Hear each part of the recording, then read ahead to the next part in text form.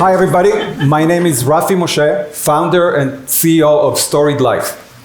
This is the easiest way to capture and share your life stories and memories. Let me start by telling you about my dad. He's an 88-year-old Ben, he's an 88-year-old Holocaust survivor, and he's been through a lot, a fighter his whole life, but the biggest prankster I know. He's full of stories, and the older he gets, the more he likes to share. He asked me for years to sit with him and write his life story, but the truth is, neither he or I are good writers, and the tools out there I found were not that good. In fact, probably for most of you, your parents have so much to share, and it would be a shame to see it all fade away and disappear with time. So this is why we built StoriedLife. It's your AI-driven personal biographer that has natural conversations with you about your life experiences. It actually teases out the detail that makes stories interesting and does that in any one of 58 different languages. We then automatically transform each conversation into a compelling story, so there's no writing involved, and then augment those stories with AI-generated content that kind of adds color to the stories. At the end, we produce a printable book with all your stories and photos, of course, but your stories are linked directly back to your voice on our platform forever. Within minutes of people using StoriedLife, they tell us they feel heard and understood in such an unexpected way that it's often an emotional experience for them. And in fact, my dad has been using it for over 6 months, and it's effectively become his life recollection companion, as it has been for other people. We are a freemium subscription, so you start with free stories, and then choose between a standard and a premium subscription based on the kind of content you want to include. And then when you're done, we move you to a legacy subscription that basically takes your voice and your story and creates a digital twin that your family can continue interacting with long after you're gone. We tested StoriedLife with 400 participants and found that 2 out of 5 expressed a very strong interest in our offering.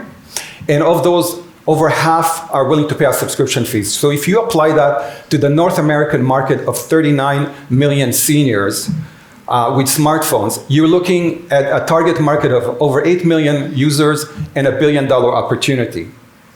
And yet the competitive terrain is very sparse and out of date. The most popular offering literally sends you an email with a question and expects you to write back a response and collects them into a book. That's too hard for most people, and that's why it doesn't get done. And of those who actually start, only 20% complete their story.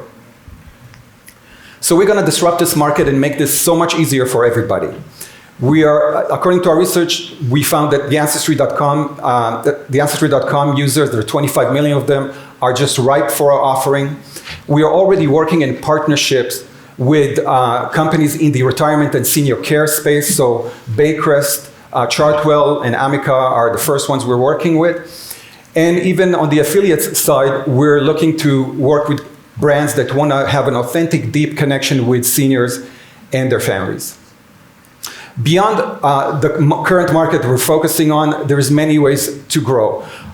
As I said, we work in many languages. We've gotten great feedback from Israel, from Germany, and several other countries already. We could go global when the infrastructure is there. We can deepen our presence in the ancestry space by taking those digital twins and embedding them in family trees and kind of bringing them to life. Because people develop this sort of closeness with the biographer, the interviewer that we've developed, it's natural to take that and make that a senior companion that has meaningful and supportive conversations with them if and when they're alone. And even in the funeral space, it is natural to take StoriedLife and really be able to naturally collect stories from multiple people at a funeral with some pictures and turn that into a remembrance book within the day. Right now, it's me and 3 engineers. I founded 5 companies in the past, 3 exits along the way. I'm also recruiting a marketing co-founder to help us take the company to the next level. And in terms of funding right now, we're halfway through our first 900K raise. The funds are primarily to accelerate marketing and get us to the first 20,000 users, continue investing in the platform, and grow the team. We all have aging parents in our families and in our communities. And at StoriedLife, we're working really hard to make sure every story, every person counts. So I invite you to join us in making everyone's life a storied life. Thank you.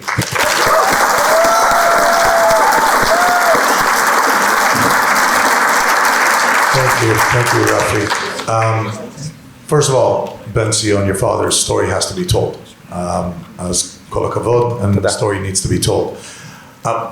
Us here, we're trying to make sure there's a business, and certainly this is very important. At the end of the day, my question had several, but okay, user engagement. To have an app, to have activity into the app, I mean, how much user engagement do you see within this app, in this demographic and segment that you're targeting? Yeah, so a couple of things. So first of all, engagement starts before you even get to the app. So what we are in the process of doing right now is you actually start using it on our website directly. You actually start building your story there. And then once we got some engagement, you continue it in the app, okay? Number one, so it just it's always about friction, okay? Number two, in this space, the children is what counts. So if you have a son that says, I want you to do this, I'll install it for you if you need me to, you have a reason to do it. You're doing it for your son and for your grandchildren. So the engagement depends on that, so a lot of our messaging, a lot of how we sell is about getting the commitment from the family in the first place. So that's the engagement part. I love this. My brother put together a book. My grandmother passed away at 100 a few years ago, and we have this incredible book that every family in all the second, third generation has.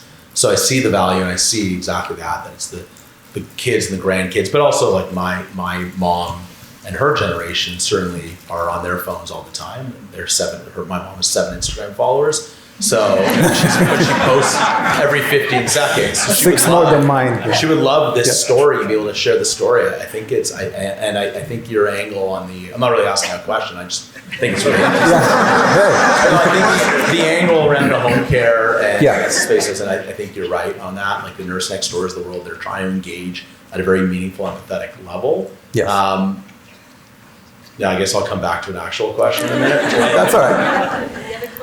Yeah, I'm getting this from my mom. Okay, awesome. Very, very busy.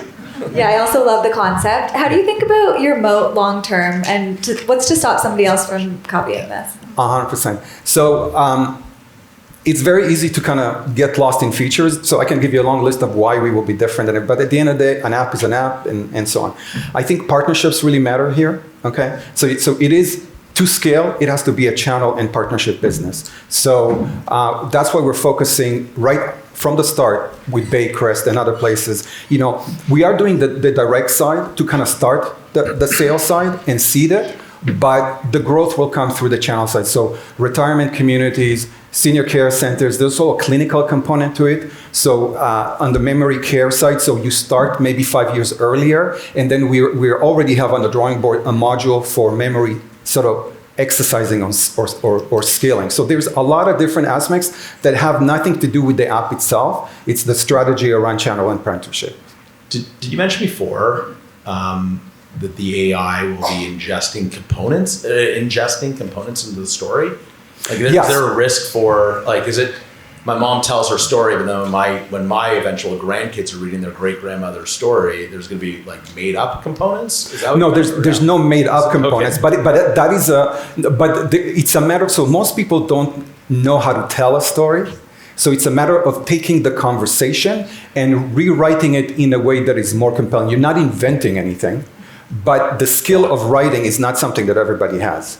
I'm also super biased because Storytime, like our fund's name is Storytime Capital. So I think the value of a story, got Canada's greatest story mogul in the room here, so stories are very important.